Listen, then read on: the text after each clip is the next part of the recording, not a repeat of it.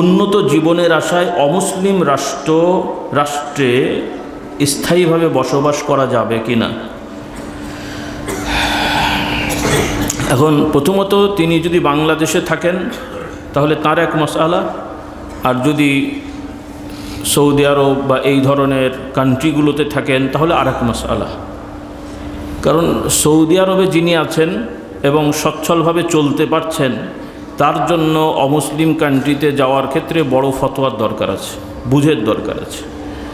আর India, Bangladesh, পাকিস্তানের লোকেদের বাংলাদেশ আর America সামাজিক কর্মকাণ্ডের ক্ষেত্রে কিছু তফাৎ আছে, তবে কিছু কিছু ক্ষেত্রে ব্যক্তিবিশেষে ওখানে ভালো, কিছু কিছু ক্ষেত্রে ব্যক্তিবিশেষে এখানে ভালো। এটা ব্যক্তির উপরে নির্ভর করবে।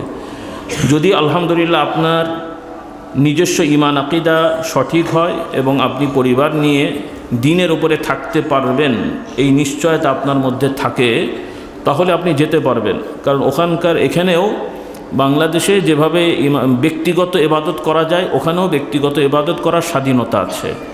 বরং ব্যবসা কর্মের ক্ষেত্রে বাংলাদেশে অনেক ভালো আছে, তারপরেও তুলনামূলক শরিয়া মেনে চলাটা ওখানে সহজ। এখানে যেভাবে ধোঁকাবাজি হয়, জুলুম চলে সামাজিক, তুলনামূলক ওখানকার নিয়মকানুনে সামাজিক জুলুম কম।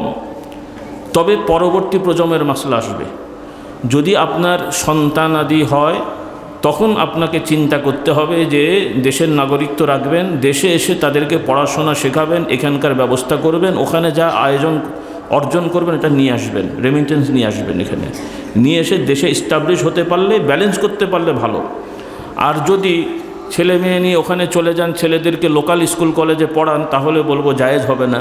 কারণ আপনার ছেলে মেয়ে যদি ওখানে লোকাল স্কুলে পড়ে, আপনি মসজিদে তসবিহ নিয়ে বসে থাকলেও আপনার ছেলে মেয়ে হারমোনিয়াম আর বোতল নিয়ে চলে যাবে, আপনি কিছু করতে পারবেন না। তাহলে আপনার ছেলে চোখের সামনে বোতল নিয়ে ঘুরবে, আপনি বাধা দিতে পারবেন না, এমন পরিবেশে যাওয়া জায়েজ আছে?